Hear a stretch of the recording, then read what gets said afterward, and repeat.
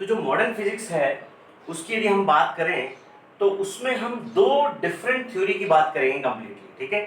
एक थ्योरी है quantum physics और एक है रिलेटिविटी, ठीक है। तो जो क्वांटम थ्योरी है वो जनरली डिपेंड करती है माइक्रोस्कोपिक पार्टिकल्स और सब माइक्रोस्कोपिक जो पार्टिकल्स होते हैं हमारे नेचर में, उनके बारे में हम बात करेंगे। जैसे हम बात करें भाई एटम, न्यूक्लियस, इलेक्ट्रॉन, प्रोटॉन, जब इनकी स्टडी हम करते हैं तो उसको हम कहते हैं क्वांटम फिजिक्स, है ना। तो जितनी भी स्टडी है, वैसे तो ये केमिस्ट्री का पार्ट है, ठीक है। इलेक्ट्रॉन प्रोटॉन आप देखते हो भाई केमिस्ट्री का पार्ट है, फिजिक्स में कैसे है, लेकिन जो उनका फिजिकल स्ट्रक्चर है, ठीक है, वो कैसा है, कैसे मोशन करते हैं, कैसे वो रेस्ट पे रहते हैं और क्या कैसे बिहेवियर करते हैं, जब हम इनके नेचर के बारे में पढ़ते हैं तो वो फिजिक्स का पार्ट होता है, ठीक है। तो क्वांटम फिजिक्स हमें क्या दिखाता है, generally it deals with the mechanical behaviour of microscopic particles like atom, electron, proton and other elementary particles, ठीक है।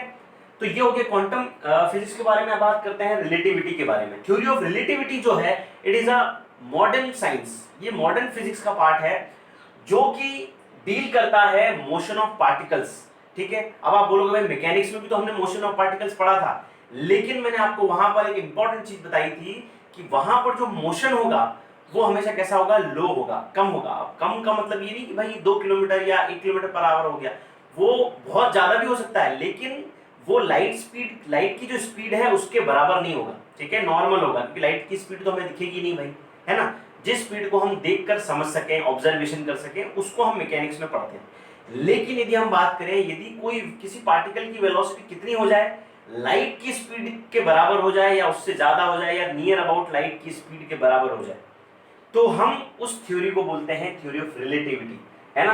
तो this theory deals with the motion of particles having speed comparable to the speed of light, ठीक है। जब हम किसी particle की study कर रहे हो, मैकेनिकल उसकी मैकेनिक्स की स्टडी कर रहे हो, लेकिन उसकी स्पीड कैसी हो, बहुत ज्यादा हो या लाइट की स्पीड के बराबर हो या लगभग उसके नियर अबाउट हो, तब उस तरह की फिजिक्स को हम बोलते हैं थ्योरी ऑफ रिलेटिविटी, ठीक है। तो ये बात हो गई भाई दो तरह के फिजिक्स के बारे में, क्लासिकल और मॉडर्न फिजिक्स। ये बहुत इंपॉर्टेंट है। मॉडर्न फिजिक्स आपके सिलेबस में ज्यादा नहीं है, आपको एटम एंड न्यूक्लियस के बारे में पढ़ना है। तो ये जो सारा पार्ट है ये आपको 12th में मिलेगा, 11th में से कोई पार्ट नहीं है, ठीक है। तो हमने यहाँ बेसिक आइडिया लिया कि भाई फिजिक्स के को हम क्यों पढ़ते हैं, कैसे पढ़ते हैं, कौन कौन से टाइप होते हैं, कौन कौन से पार्ट्स होते हैं। लेकिन अब हम बात करते हैं कि भाई फिजिक्स का जो रिलेशन है वो कैसे अलग अलग जो है सब्जेक्ट्स के से रिलेट करता है। जैसे हम बात करें मैथमेटिक्स, एक अपने आप में एक बहुत इंपॉर्टेंट सब्जेक्ट है।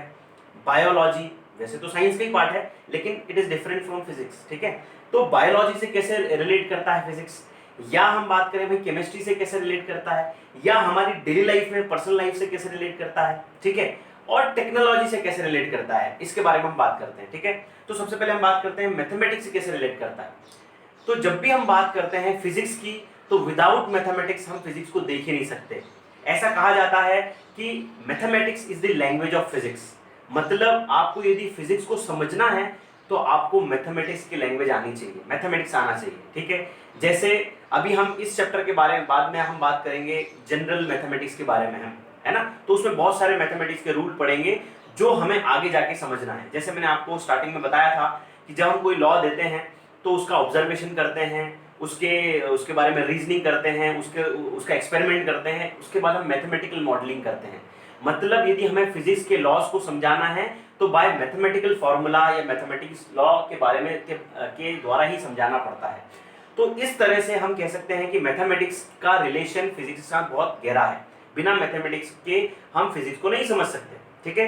वैसे ही हम बात करते हैं बायोलॉजी में क्या रिलेशन है फिजिक्स का, ठीक है। जैसे हम बात करते हैं, जितनी भी स्टडी करते हैं हम लिविंग ऑर्गेनिज्म के बारे में, ठीक है। तो हर लिविंग ऑर्गेनिज्म क्या है, अपना एक सिस्टम परफॉर्म करता है। जैसे हमारा रेस्पिरेटरी सिस्टम है या हमारा ब्लड का जो सिस्टम है जो पूरा काम करता है बॉडी के अंदर, ये सब कहीं ना कहीं फिजिकल फिनोमिना के थ्रू ही काम करते हैं। जैसे हम बात करें भाई जो मोशन हो रहा है ब्लड का, मतलब कहीं ना कहीं हम मैकेनिक्स की बात कर रहे हैं वहां पर, है ना। रेस्पिरेटरी सिस्टम में हम फोर्स लगा रहे हैं बॉडी का, है ना। ये सारी चीजें हम बायोलॉजी में पढ़ते हैं, तो वहीं कहीं ना कहीं बायोलॉजी में भी फिजिक्स का रिलेशन है, ठीक है। इसके बाद बात करते हैं केमिस्ट्री में। तो मैंने जैसे कहा क्वांटम फिजिक्स में हम बात कर रहे हैं इलेक्ट्रॉन, प्रोटॉन और इनके एलिमेंट्री पार्टिकल के बारे में। तो ये जनरली हम कहाँ पढ़ते हैं, केमिस्ट्री में पढ़ते हैं। तो हमें पीरियोडिक टेबल पढ़नी है और पीरियोडिक टेबल से हमें उनके नंबर्स के बारे में पता चलता है, एटॉमिक मास के बारे में पता चलता है। और मास का हम स्टडी किस में करते हैं, जनरली किस में, फिजिक्स में करते हैं। तो कहीं ना कहीं केमिस्ट्री का रिलेशन फिजिक्स के साथ है, ठीक है। उसके बाद हम बात करते हैं हमारी पर्सनल लाइफ में फिजिक्स का क्या रोल है। तो जैसे आज हम बात करते हैं टेलीफोन आप यूज करते हैं, आप टीवी यूज करते हैं, टेलीविजन यूज करते हैं, ये एक्सरे आप अपनी लाइफ में हम यूज करते हैं। ये सारी चीजें जो हैं कहीं ना कहीं इसमें फिजिक्स का रोल है, ठीक है। मतलब ये फिजिक्स के फिनोमिना के द्वारा ही समझाए गए चीजें हैं। जैसे हम इलेक्ट्रोमैग्नेटिक वेव्स के बारे में बात करें, ठीक है, तो जो इलेक्ट्रोमैग्नेटिक वेव थ्योरी है उसी के द्वारा आपकी टीवी चलती है, उसी के थ्रू आपका जो है आपके टेलीफोन्स काम करते हैं, मोबाइल काम करते हैं, ठीक है। इसके बाद बात करते हैं हम कि फिजिक्स टेक्नोलॉजी से कैसे रिलेट करता है, ठीक है। तो जितने भी टेक्नोलॉजी हैं आज हम बात करते हैं, मोबाइल की जो टेक्नोलॉजी है या एक्सरे टेक्नोलॉजी, जितने भी हम टेक्नोलॉजी हमारे आसपास देखते हैं, ये कहीं ना कहीं फिजिक्स का ही तो पार्ट है भाई। कहीं ना कहीं हम इसमें फिजिक्स के बारे में बात करते हैं, फिजिक्स यूज होती है ना। तो जैसे आपके 12th में एक चैप्टर है सेमीकंडक्टर फिजिक्स, ठीक है। वैसे तो एक चैप्टर इसमें था जिसमें हम कम्युनिकेशन पढ़ते थे। तो कम्युनिकेशन जो पार्ट है वो जनरली फिजिक्स का ही पार्ट था, लेकिन उसको हटा दिया गया है लास्ट ईयर इसको सिलेबस से, ठीक है। 2019 में इसको हटा दिया गया, उससे पहले हम पढ़ते थे, ठीक है। तो जो कम्युनिकेशन पार्ट है, ठीक है, उसमें हम लोग स्टडी करते हैं सैटेलाइट की, और कैसे भाई जो आपके टीवी टावर है कैसे काम करते हैं, टेलीफोन के टावर कैसे काम करते हैं, मतलब मोबाइल के जो टावर्स हैं कैसे काम करते हैं। तो कहीं ना कहीं ये टेक्नोलॉजी से रिलेटेड है, तो फिजिक्स का पार्ट है, मतलब, ठीक है।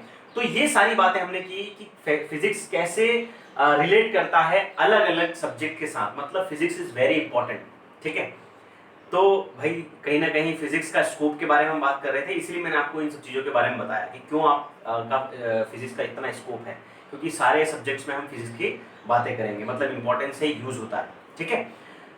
अब हम बात करते हैं डिफरेंट फोर्सेस के बारे में कि भाई हमारे एनवायरनमेंट में, हमारे जो वातावरण में जितने भी तरह के फोर्स हैं वो कौन कौन से होते हैं और वो कैसे कैसे काम करते हैं और वो कैसे बिहेव करते हैं, ठीक है।